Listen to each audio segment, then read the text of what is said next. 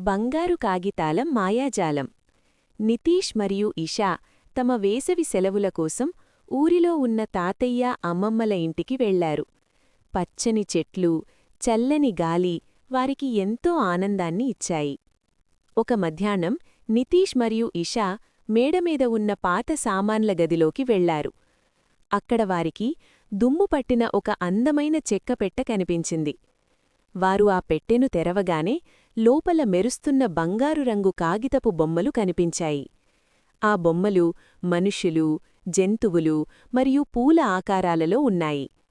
అప్పుడే అక్కడికి వచ్చిన భాస్కర్ తాతయ్య, పిల్లలూ, ఇవి మన పూర్వీకుల జ్ఞాపకాలు, వీటిలో ఎంతో కథ దాగి ఉంది అని నితీష్తో చెప్పారు.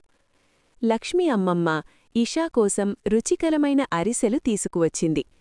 ఈ బొమ్మలు కేవలం కాగితాలు కావు, ఇవి ప్రేమతో చేసినవి అని ఆమె ఇషాకు వివరించింది. రాత్రి కాగానే ఒక అద్భుతం జరిగింది.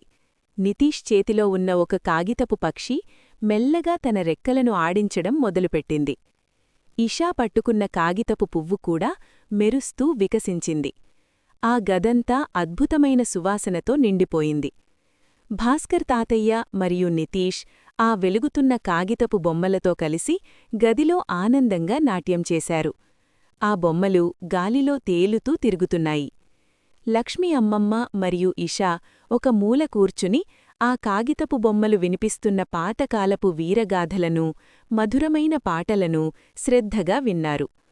నితీష్ మరియు ఇషా తమ కుటుంబ చరిత్రను తెలుసుకొని ఎంతో సంతోషించారు. కుటుంబ జ్ఞాపకాలే నిజమైన మాయాజాలమని వారు గ్రహించారు.